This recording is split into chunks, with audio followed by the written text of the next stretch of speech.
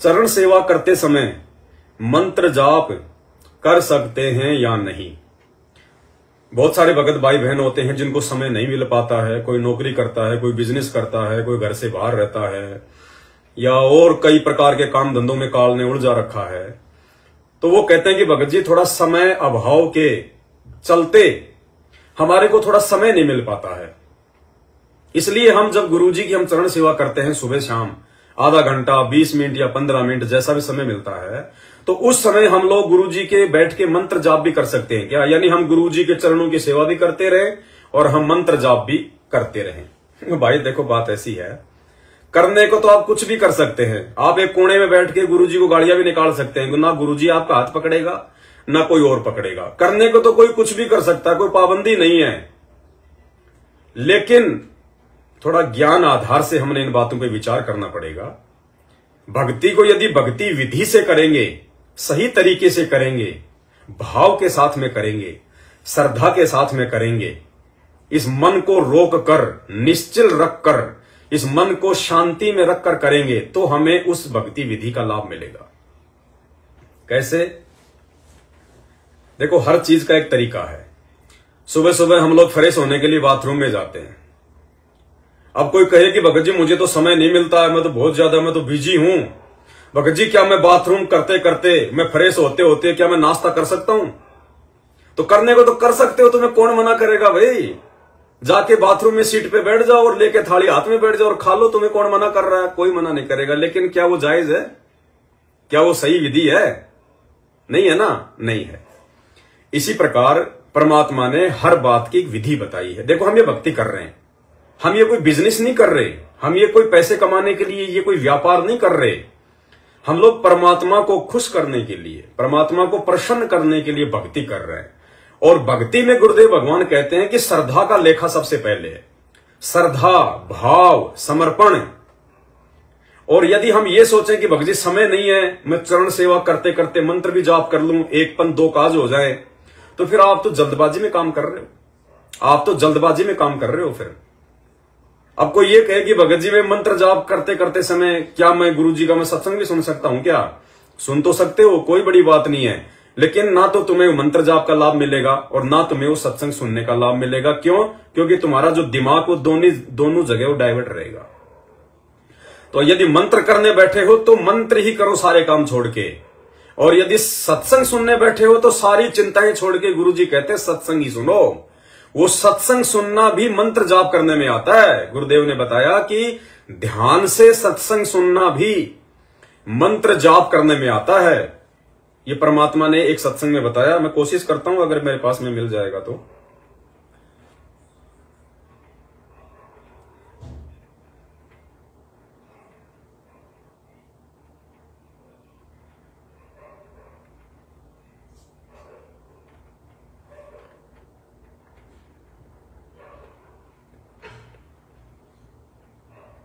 अभी नहीं है शायद मेरे पास में। तो परमात्मा कहते हैं कि ध्यान से सत्संग सुनना भी मंत्र जाप करने में ही आता है। तो भाई और बहनों, अब हमें इतना ज्ञान हो गया, हमें भगवान मिल गया, और हमने ये विश्वास कर लिया कि गुरुजी हमारे घर पे हैं। गुरुजी हमने जो बेड लगाया है, परमात्मा उस पर विश्राम भी करते हैं, परमात्मा भोग लगाते हैं तो भोजन भी करते हैं। फिर जल्दबाजी किस काम की? परमात्मा कहते हैं भगवान उस दिन मिलेगा जिस दिन आप 90% इस भगवान के पीछे और मात्र 10% अपनी रोजी रोटी के लिए प्रयास करोगे। और जिस दिन हम गुरुदेव की इस बात के ऊपर अमल करने लग गए कि 90% भगवान और ये 10% अपना रोजी रोटी के लिए काम धंधा, तो फिर हमें जल्दबाजी किस बात की होगी? हम क्यों जल्दबाजी करेंगे? हमें पता है कि इस मानव शरीर का क्या यूज है। अपने गुरुजी की सेवा, गुरुजी की भक्ति, गुरुजी को जो है वो प्रसन्न करना, तो फिर जल्दबाजी होगी नहीं। हम भगवान की भक्ति के लिए 100 काम छोड़ देंगे। पहले हम परमात्मा की सेवा करेंगे, बाद में हम अपना बाकी काम करेंगे। तो परमात्मा क्या हमारे बाकी के काम क्या वो बिगड़ने देगा? क्या बिल्कुल नहीं बिगड़ देगा। परमात्मा मालिक जाके बैठ जाएगा वहां पे हमारा काम करने के लिए। ऐसे बहुत सारे एग्जाम्पल दिए परमात्मा ने भक्तों के। तो जब हम परमात्मा की चरण सेवा के लिए जाएं तो शांति होनी चाहिए, जल्दबाजी नहीं होनी चाहिए। भागा दौड़ नहीं होनी चाहिए, हमारा दिमाग दूसरी टेंशनों में डाइवर्ट नहीं होना चाहिए। अगर हमने 5 मिनट चरण सेवा करनी है तो 5 मिनट ये सोच लो मैं दुनिया से मर गया, खत्म हो गया मैं दुनिया से। ना उस कमरे में, उस जगह पे, उस दरबार में आपका मोबाइल आपके साथ में होना चाहिए, ना कुछ और होना चाहिए। सिर्फ आप जाओ आत्मिक रूप से। ये मेरे भगवान बैठे हैं और भगवान बैठा है, दुनिया का सरदार बैठा है, दुनिया के बिगड़े हुए काम बनाने वाला बैठा है, और उसके चरण सेवा करने हम जा रहे हैं तो तेरे काम बिगड़ने देगा क्या? और 5 मिनट में 10 मिनट में कौन सा काम बिगड़ जाता है आदमी का?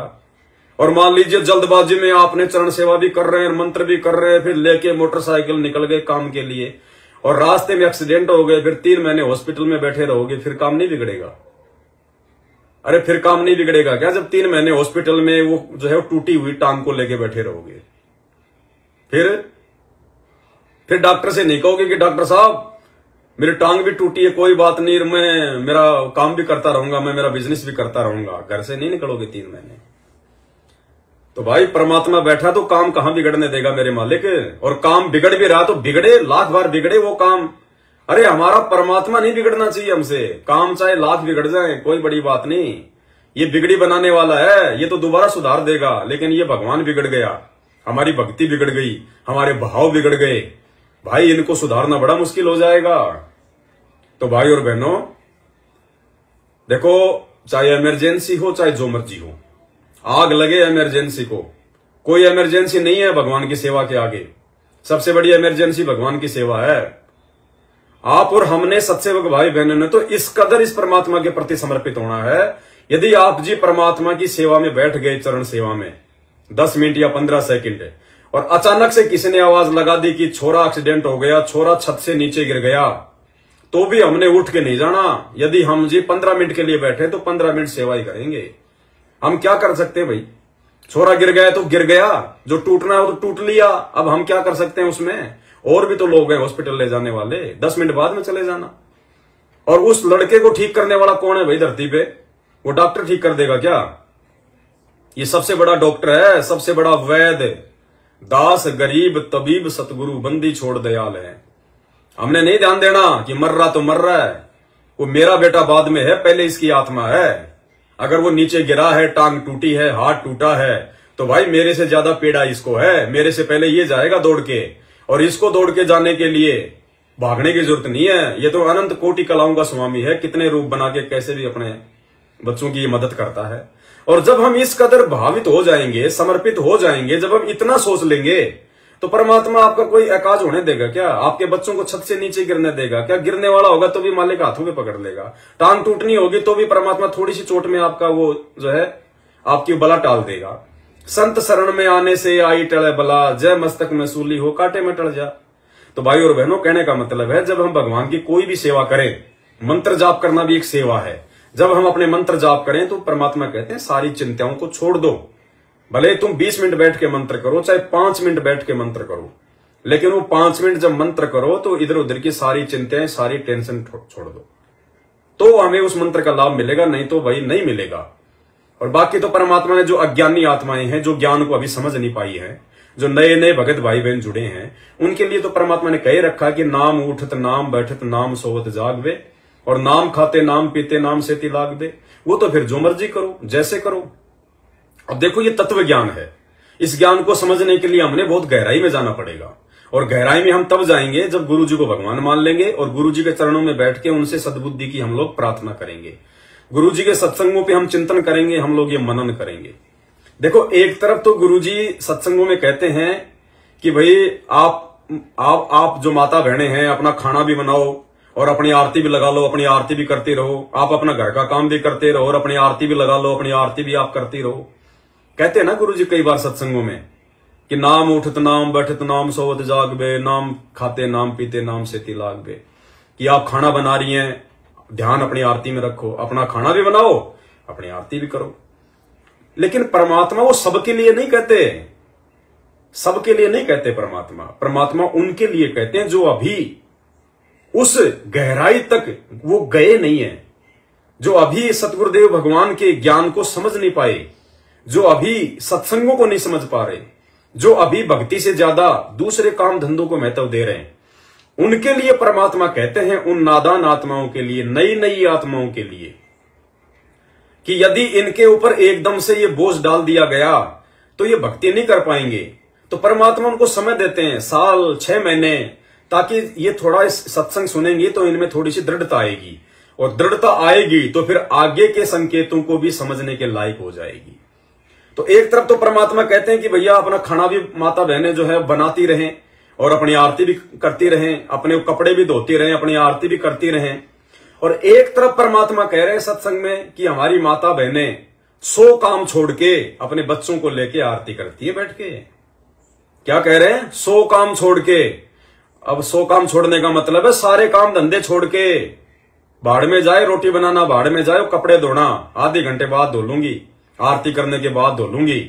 अब गुरुजी ये भी कह रहे हैं तो ये भी सुन लो परमात्मा का। कम से कम भी 20,000 व्यक्ति हैं, 40,000 संगत है, अब जिसमें 20,000 तो ऐसे जो दुख से सुख में आए। अरे उनके घर में छोटे छोटे बच्चे भी परमात्मा की आरती करते हैं। मेरे ख्याल में ऋषि भी फेल है हमारे परिवारों के सामने, इनके घर में जाकर देखा करो। सुनना, 100 काम छोड़कर हमारी बहन बेटी अपने बच्चे और सारन बिठा कर आरती करती है। क्या करें गुरुजी? 100 काम छोड़ के हमारी माता बहनें अपने बच्चों को लेके बैठ के आरती करती है। सुनो, करते मेरे ख्याल में ऋषि भी फेल है हमारे परिवारों के सामने, इनके घर में जाकर देखा करो।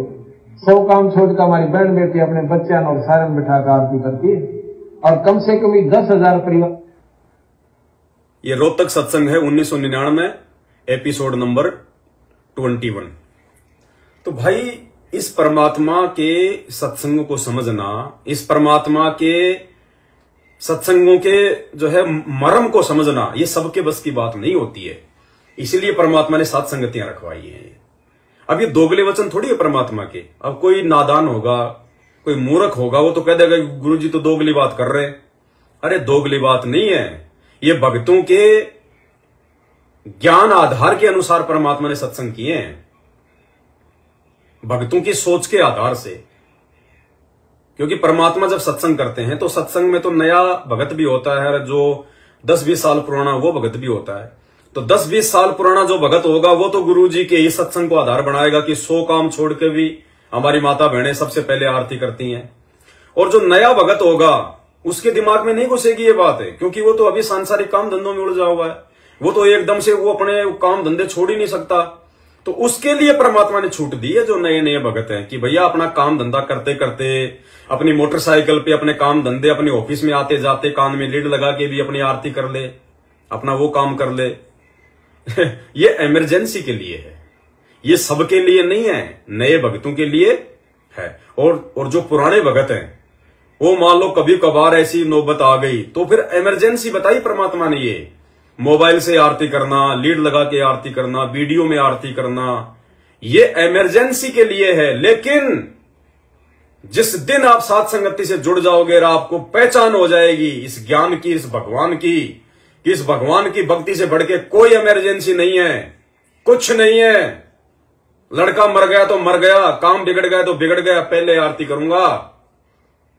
तो आपको कोई दुनिया की ऐसी ताकत नहीं है जो आपको इमरजेंसी लगा दे आपके सामने ये भक्ति करवाने में। आप भक्ति को महत्व दोगे, आप आरती करोगे और खड़े होके करोगे या बैठ के करोगे, जैसा भी आपकी शारीरिक व्यवस्था है। और आप जी मुंह से बोल के करोगे, हाथ में भक्ति बोध लेके करोगे, ऑडियो वीडियो से आरती नहीं करोगे। और जो इतना ज्ञान लेने के लिए, इतना ज्ञान लेने के बाद भी गुरुदेव भगवान से, जिसको सतनाम मिल चुका है, जिसको कम से कम 3 साल से ऊपर हो चुकी हैं, और वो भी यदि छोटी मोटी आंट आने पर, छोटी मोटी कोई ऐसी बात हो जाने पर, यदि वो भी तुरंत निकाल के जेब से मोबाइल और आरती करने लग जाता है, तो भाई फिर अभी उसको ज्ञान समझ में नहीं आया। हमें जिस दिन से परमात्मा ने साथ संगति से जोड़ा है, और जिस दिन यानी आज से लगभग, आज तकरीबन हमारे को 2 साल हो गई, जब से परमात्मा ने हमें सद्बुद्धि बख्शी कि भाई हमने भक्ति बोध से आरती करनी है, आज 2 साल हो गई। भाई दास ने तो कभी भी असुर निकंदर रमैणी भी मोबाइल से नहीं करी। समय नहीं मिला तो रात को कर लिया, लेट कर लिया, लेकिन परमात्मा की आरती हमने भक्ति बोध हाथ में लेके करी, हमने खड़े होके करी है। हमने कभी इमरजेंसी नहीं समझी, बिल्कुल भी, कभी भी। जबकि साथ संगतियों में इतना भागना दौड़ना, पूरी पूरी रात जागना, फिर भी यदि हम गाड़ी में आ रहे हैं तो गाड़ी में भी हमने कभी मोबाइल में आरती नहीं करी। गाड़ी में भी हमने सबने भक्ति बोध लेके हमने आरती करी है परमात्मा की। जब आप इतने दृढ़ हो जाओगे तो तब परमात्मा साथ होता है भगत के। ये छोटी छोटी बातों के ऊपर फिर मोबाइल निकाल लिया, आरती लगा ली, दूसरों से बात कर रहा है, अपना और काम कर रहा है, उधर आरती भी हो गई। इसका मतलब अभी भी आप सही तरीके से भक्ति नहीं कर रहे, अभी भी आप अपने जीवन में सबसे पहला महत्व भक्ति को नहीं दे रहे, अभी भी आप अपने दूसरे काम धंधों को ज्यादा महत्व दे रहे हो। तो जब भी हम अपने परमात्मा की सेवा करें, चाहे मंत्र करें, चाहे आरती करें, चाहे हम उनकी चरणों की सेवा करें, चाहे हम उनको भोग लगाएं, तो भक्ति का विधान तो यही कहता है कि वो काम जो है वो करते समय हम कोई दूसरा काम ना करें। यदि हम दूसरा काम कर रहे हैं, इसका मतलब अभी हम भक्ति को उस लेवल पे महत्व नहीं दे रहे। अब देखो, जब मंत्र किए जाते हैं तो परमात्मा ने क्या बताया, जो प्रथम मंत्र है वो सुरति नृत्य और मन से किया जाता है, सुरति नृत्य से किया जाता है। अब बताओ, यदि आप वो मंत्र करते समय दूसरा काम करोगे तो आपकी सुरति नृत्य कहां लगेगी? लग ही नहीं सकती, क्योंकि आपका ध्यान तो डाइवर्ट हो गया।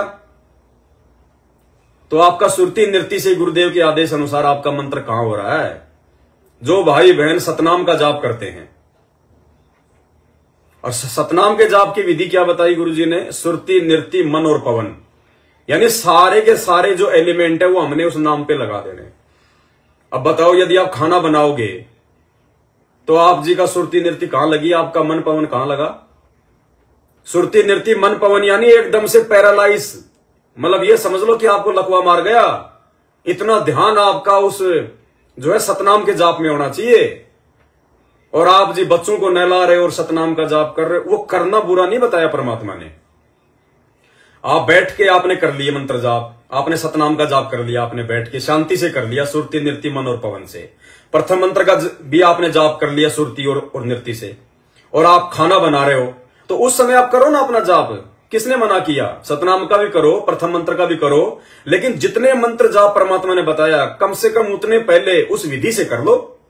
बाकी फिर चाहे सारा दिन, चाहे तुम गाड़ी चलाते चलाते, उठते बैठते, नहाते खाते पीते, चाहे प्रथम मंत्र करो, चाहे सतनाम का जाप करो, किसने मना किया? लेकिन जितने हमारे को चाहिए, जैसे 108 मंत्र हमने प्रथम मंत्र के करने हैं, 108, तो वो तो कम से कम सुरति नृत्य से कर लो। बाकी फिर चाहे चलते फिरते वो करते रहो एक्स्ट्रा में, उसमें कोई दिक्कत नहीं है।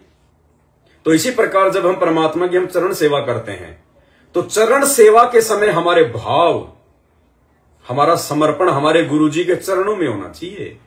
या तो गुरुजी के चरणों में ध्यान, या फिर गुरुजी की महिमा करो। मंत्र नहीं कर सकते, आरती नहीं कर सकते। ये काल को मौका मिल जाता, फिर ये काल को मौका मिल जाएगा, फिर हमेशा वो इसी प्रकार से आपसे करवाएगा, फिर आपसे हर काम वो डबल में करवाएगा, और डबल में करोगे तो फिर परमात्मा खुश नहीं होगा। तो जब हम चरण सेवा करते हैं तो उस समय हमारा मंत्रों में ध्यान हो ही नहीं सकता, जा ही नहीं सकता। और मंत्र जाप करने लग गए हो और अगर हमारा ध्यान यदि उन मंत्रों में चला गया तो फिर गुरुजी के चरणों में नहीं जाएगा, फिर वो चरण सेवा का फायदा क्या हुआ? तो कहने का मतलब भाई और बहनों, अपने मन में थोड़ा सा धैर्य लेके आओ, थोड़ा सा धीरज। मालिक कहते ना, सील संतोष विवेक दया अक्षमा, ये 5 गुण। थोड़ा सा धैर्य लेके आओ, कुछ नहीं हो जाएगा। अगर हमारा काम अगर बिगड़ना भी होगा, और यदि हम गुरुजी के चरणों की सेवा कर रहे हैं, तन मन से मंत्र जाप कर रहे हैं, आरती कर रहे हैं, तो परमात्मा उस बिगड़ने वाले काम को सुधार देगा, क्योंकि धरती पे बंदी छोड़ आया हुआ है। ये कोई सोने चांदी का भगवान नहीं है, ये कोई मिट्टी का या कोई कागज की मूर्ति का भगवान नहीं है जो इसको मालूम नहीं है। ये अंतर्यामी है, इसको हमारी सोच का, हमारे बिगड़ने वाले काम का, हमारे ना बिगड़ने वाले काम का सबको पता है। और इसके रहते सहते फिर टेंशन काहे की, चिंता काहे की? तो हमने जो भी काम करना है परमात्मा की सेवा से संबंधित, भक्ति से संबंधित, अब हमने अपने मन को निश्चल करके, मालिक ने बताया निश्चल करके, भले चाहे तुम 5 मिनट सेवा करो परमात्मा के चरणों की, फिर बाद में कर लेना जब तुम्हें समय मिले, 10 मिनट फिर कभी कर लो, 5 मिनट फिर कभी कर लो। ये नियम नहीं है कि आपने सुबह और शाम ही करना है, आप जो दोपहर में नहीं कर सकते, ऐसा नहीं है। कहीं आप सोचोगे यार पवन भगत जी तो कह रहे हैं कि हमने केवल जो है मतलब कि सुबह शाम करनी। सुबह शाम का मतलब होता है मतलब इतना टाइम हम निकाले परमात्मा के लिए, क्योंकि दिन में तो हम लोग अपना काम धंधे पे जाते हैं, इसलिए दास मतलब कि सुबह शाम की बोलता है। लेकिन ये जरूरी नहीं है, अगर आप सुबह नहीं कर पाए तो शाम को कर लो, दोपहर को कर लो, जब भी आपको समय मिले उसी समय कर लो। कोई समय थोड़ी है कोई चरण सेवा का, मंत्र करने का, आरतियों का तो समय है, लेकिन ये मंत्र का समय थोड़ी है, कोई चरण सेवा का जो है वो कोई समय थोड़ी है, जब मर्जी कर लो परमात्मा की।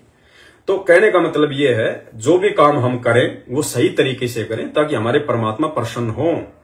देखो परमात्मा कोई बूढ़ा तो है नहीं, परमात्मा कोई जो है मतलब कि भाई को लकवा तो मार नहीं रखा है गुरु जी को, या गुरु जी के पैरों में जो है मतलब की पीड़ा हो रही है, या हड़मास का शरीर तो है नहीं गुरु जी का, 5 तत्वों का शरीर तो है नहीं। चरण सेवा क्यों की जाती है?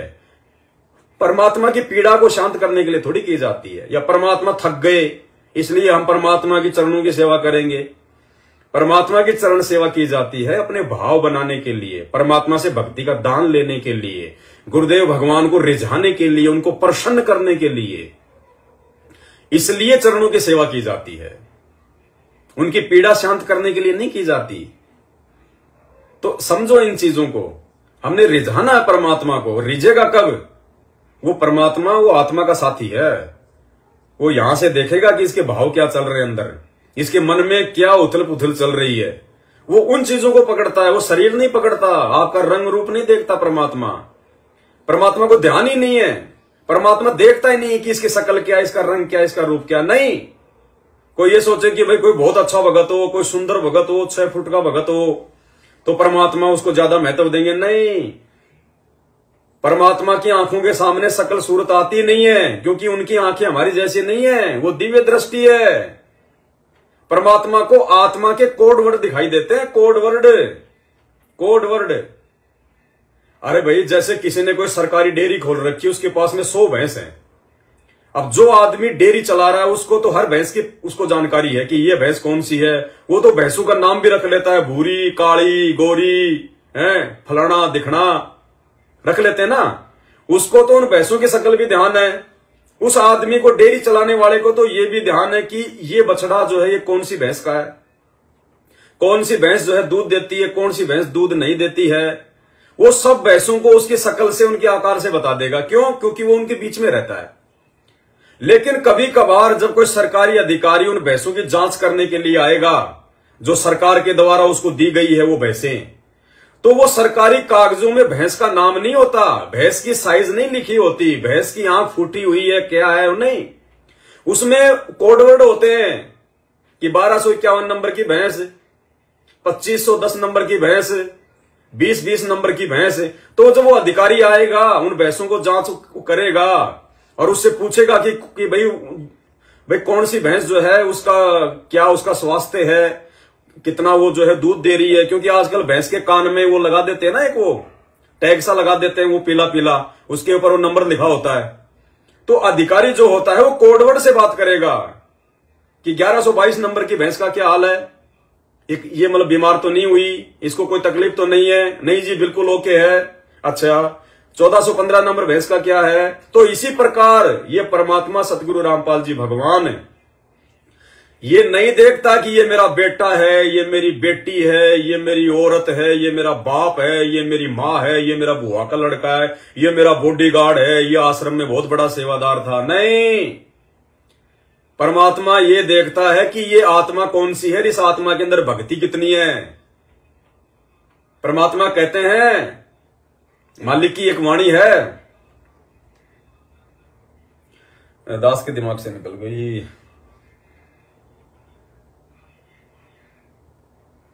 गरीब दास बोडल में दीपक छानी नहीं सनेहा। जिस प्रकार कोई बल्ब है और उसके ऊपर यदि आप कोई पॉलीथीन लगा दो, कोई मोमजामा लगा दो, तो कहते हैं उसका जो प्रकाश है ना, वो प्रकाश उस मोमजामे के बाहर भी आता है, उस पॉलीथीन के बाहर भी आता है, प्रकाश छुप नहीं सकता।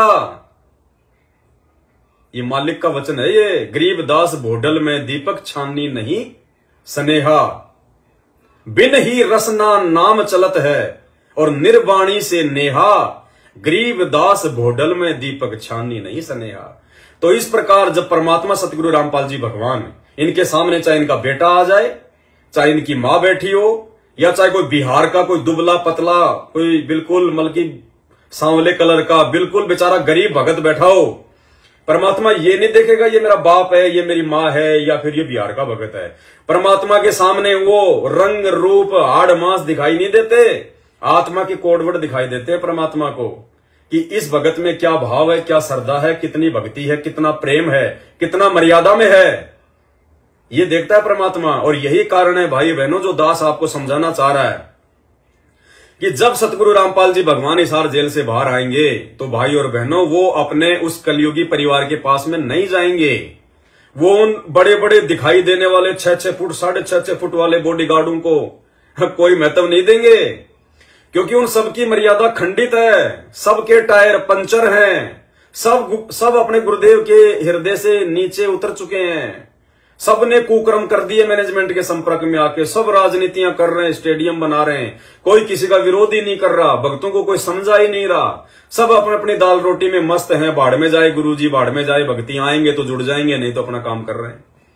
इसलिए भाई और बहनों, परमात्मा वो कोडवर्ड देख रहा है, वो भक्ति की जो कमाई है ना, वो किसकी बन रही है, वो किसकी जो है बिगड़ रही है। तो आने वाले समय में परमात्मा ये नहीं देखेगा कि ये पवन दास है या फिर ये महेंद्र दास है, परमात्मा देखेगा कि आत्मा कौन सी है, कितने नंबर की आत्मा है, इसमें भक्ति कितनी है, मेरी गैर हाजिरी में इस आत्मा ने कितना मेरे वचनों की लाज रखी, कितनी मेरी मर्यादा निभाई, कितने मेरे जो है मतलब कि सत्संगों पे चला, ये देखता है परमात्मा। वो परमात्मा हर महीने ज्योति करवाने से, पाठ करवाने से प्रसन्न नहीं होता, वो रिश्वतखोर नहीं है, परमात्मा रिश्वतखोर नहीं है मेरे भाई। तो इन चीजों का हमने ध्यान रखना है भाई और बहनों। इसलिए हम जो भी सेवा करें, हम सत्सेवक भाई बहन अपनी आत्मा से करें, अपने हृदय से करें, भले कितनी देर करो, लेकिन करो बिल्कुल शांत। ये सोच लो कि मर गए, कुछ नहीं है, बस मर गए। अभी मान लो अभी हम मर गए, हकीकत में मर गए, अब बताओ फिर काहे की जल्दी है? ना कोई मकान की टेंशन, ना कोई जमीन की टेंशन, ना कोई रिश्तेदारी की टेंशन, ना कोई काम धंधे की टेंशन। इसलिए परमात्मा कहते हैं ये गुरु ज्ञान विज्ञान वाणी, जीवित ही जग में मरो। और परमात्मा कहते हैं जीवित मर के देखिए सुरता किसा आनंद आवे। तो जब भी हम परमात्मा की जो भी सेवा करें तो भाई उसी हिसाब से करें कि बस मेरे और मेरे मालिक के अलावा यहां और कोई नहीं है, और दूसरा कोई आना भी नहीं चाहिए, कोई डिस्टर्ब भी नहीं करना चाहिए। उस भाव से हम परमात्मा के पास में बैठेंगे, चरणों की सेवा करेंगे, तब ये परमात्मा हमसे प्रसन्न होगा। क्योंकि ये बाहरी रूप रंग नहीं देखता, ये अंदर से देखता है क्या भाव चल रहे हैं, ये बात है। इसलिए कोशिश करो सत्सेवक भाई बहन, जितनी देर भी सेवा करें परमात्मा की, अपनी भक्ति करें, अपनी आरती करें, अपना परमात्मा जी का जो है मतलब सत्संग सुने या मंत्र करें, तो हम उसी भाव से करें। काम धंधा करना तो काम धंधा ही करो, लेकिन जितनी देर परमात्मा ने भक्ति बताई 3 घंटे की, 3 घंटे की भक्ति में 1.5 घंटे की तो हमारी आरती आ गई, आधा घंटे का हमारा जो प्रथम मंत्र का जाप आ गया, 2 घंटे, 1 घंटे का सतनाम, बस इतना ही तो समय मांग रहा है परमात्मा। तो 1.5 घंटे जब आरती हम सही तरीके से करेंगे, समय निकाल के करेंगे, तो परमात्मा के अनुसार हो गए ना। और जब 1.5 घंटे के मंत्र करेंगे तो वो भी परमात्मा के अनुसार हो गए, तो बढ़ गई हमारी तो बात। परमात्मा कहते हैं, अगर मालिक की वाणी है ना कि 4 पहर धंधे गया, 3 पहर गया सोए, 1 पहर हरि नाम बिना तेरी मुक्ति कहां से होई। तो 1 पहर का मतलब है 3 घंटे। तो 1 पहर तो हमने बिल्कुल निश्चल होके, निश्चिंत होके अपने गुरुदेव भगवान को देने देने, चाहे हम कितने बिजी हैं। अब गुरुजी ने कब कहा कि तू ये दुनिया भर का काम छेड़ दे? अरे कब कहा गुरुजी ने कि नाम लेने के बाद में तू 4 फैक्ट्री लगा ले, तू और ब्रांचें खोल ले, वहां भी खोल ले, यहां भी खोल ले। गुरुजी तो कहते हैं कि तूने खोल रखा उसको कम कर, कम। तू इस वजन के साथ भक्ति नहीं कर पाएगा, इतना ही कर साईं इतना दीजिए जिसमें कुटुंब समाव, और हम भी भूखे ना रहे अतिथि न भूखा जाए। जब तक हम इस वाणी के ऊपर नहीं चलेंगे, वाणी क्यों सुनाई परमात्मा ने? परमात्मा ये वाणी क्यों सुना रहे हैं? इसलिए कि तुम्हें इस वाणी पे चलना पड़ेगा अगर भक्ति करनी है तो, कि साईं इतना दीजिए जिसमें कुटुंब समाए। अब जब हम इतना ही मांगेंगे भगवान से कि भगवान मेरा जो भी परिवार है, 4 मेंबर का, 5 मेंबर का, 2 मेंबर का, परमात्मा तन के लिए तो हमारे को जो है कपड़े मिल जाएं, पेट के लिए रोटी मिल जाए, बस परमात्मा इतना चाहिए हमें। और जब इतना ही मांगेंगे तो ये तो सबसे थोड़ी से थोड़ी डिमांड है, कम से कम डिमांड है। तो जब इतनी सी डिमांड है और जब पूर्ण परमात्मा की हम भक्ति कर रहे, तो परमात्मा क्या देगा नहीं क्या? जो पूरी सृष्टि का पेट भर रहा है, तीनों लोकों में प्रवेश करके सबका उदर भर रहा है, एक ही टाइम में 40 मन खाने वाले हाथी का पेट भर रहा जो तुम एक महीने में नहीं खाते, तो और तुम तो डायरेक्ट उसकी शरण में, तो क्या तुम्हारा परमात्मा इतना भी काम धंधा सेट नहीं करेगा क्या? लेकिन जो बेसब्रे लोग हैं, खा ले कमा ले कमा ले कमा ले, एक मकान वहां बना लिया, एक ले लिया प्लॉट, वो सस्ता मिल रहा है वो भी ले लो, दूसरे के साथ मिलके ले लो, सस्ता मिल रहा है, 4 साल बाद में डबल रेट पे बिकेगा, और 4 साल में तू ही नहीं रहा तो भाई और बहनों इन चीजों को थोड़ा समझो। अब साथ संगति से जुड़ गए, मरना है यहां तो हमने, इन चीजों को कम करना है। अरे जिसके पास में 4 प्लाट हैं और किसी काम के नहीं है और वो एक प्लाट में रह रहा है, तो बाकी 3 को बेच दो, वो पैसा भगवान के चरणों में लगाओ, परमात्मा की सेवाओं में लगाओ, वो कुछ काम नहीं आएगा, चूहे बिल बना के रहेंगे उन प्लाटों में। तो हमने तो इस वाणी के अनुसार इस भाव में आना, धीरे धीरे अपनी आवश्यकताओं को, धीरे धीरे अपनी जिज्ञासाओं को, अपनी इच्छाओं को, काम धंधों को समेटना है। और हम बढ़ा रहे हैं और फिर कहते हैं भाई गुरु जी की दया हो रही है, भाई गुरु जी की दया हो रही है, और लास्ट में ऐसी दया हो जाएगी यही भी चूहे बन के घूमोगे। उस गुरु जी की दया नहीं हो रही, वो तो तेरी भक्ति का जो प्रतिफल है वो तुझे मिल रहा है। क्यों? और वो मिलता क्यों है? वो सबको क्यों नहीं मिलता? भक्ति तो बहुत करते हैं, सबको क्यों नहीं मिलता? जिसके अंदर उन चीजों की जो प्राप्ति की इच्छा होगी, जो जिस चीज की मन में ज्यादा डिमांड करके भक्ति करेगा, मंत्रों का जाप करेगा, परमात्मा कहते हैं उसको वही मिलेगा।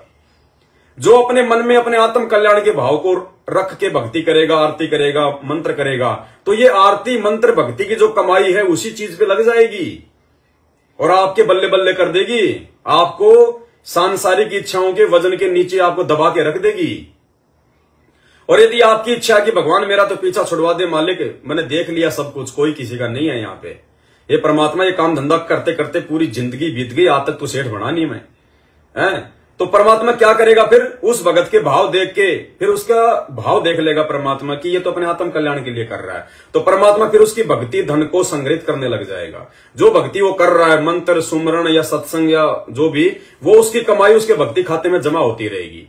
और जो ये सोच रहा है कि यार एक छोरा तो सेट हो गया, एक छोरे का तो बढ़िया फाइनेंस का काम हो गया, ये परमात्मा दूसरे का और कर दूं सेट, तो फिर आपकी कमाई उस बच्चे को सेट करने में लग जाएगी, आपके घर में पैसा आने लग जाएगा, डबल कमाई होने लग जाएगी। क्यों? आपकी कमाई से आपकी भक्ति बर्बाद हो रही है। छोरे को तो वही मिलना है जो उसके भाग्य में है। आप अपनी भक्ति कमाई क्यों खर्च कर रहे हो भाई? बच्चों को भी लगा दो मालिक के शरण में, और नहीं लग रहे हैं तो फिर उनकी टेंशन छोड़ो। अरे जो आपकी बात नहीं मान रहे कि हमारा बाप हमारे को भक्ति पे लगा रहा है, तो ऐसे बच्चों की तो टेंशन छोड़ देनी चाहिए, निकम्मों की, जो अपने बाप की बात नहीं मान रहे। फिर हमारे काहे के बच्चे? जब वो हमें अपना बाप नहीं मान रहे तो हम उनको अपना बच्चा क्यों माने? अगर वो इतने होशियार है तो उनको चलने दो अपने हिसाब से, कभी ठोकर खाएगा तब समझ जाएगा। हम क्यों मरे? हम क्यों अपना जीवन बर्बाद करें, अपनी भक्ति बर्बाद करें उन निकम्मों के पीछे? तो भाई और बहनों, इस प्रकार से परमात्मा दया करें।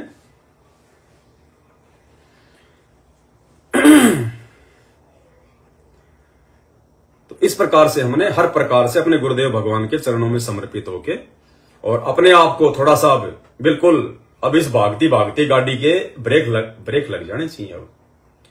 अब साथ संगति से ऊपर और कोई ज्ञान नहीं है, कोई ज्ञान नहीं है अब साथ संगति से ऊपर, क्योंकि साथ संगति से हमें गुरु जी की पहचान हो गई, भगवान की पहचान हो गई। अब इससे ऊपर और कोई पहचान नहीं करवानी परमात्मा ने। अब इस स्थिति में आने के बाद भी यदि हम 2 के 4 करने में लगे हुए हैं, फालतू की चीजों के पीछे भग रहे हैं, फालतू के काम धंधे में उलझ रहे हैं, लोगों के साथ में पार्टनरशिप करने में लगे हुए हैं, एक मकान ले लिया दूसरे पे नजर है, तो भाई फिर अभी ये समझ लो आपके ऊपर गुरु जी की मेहर नहीं, आपके ऊपर काल की मेहर है।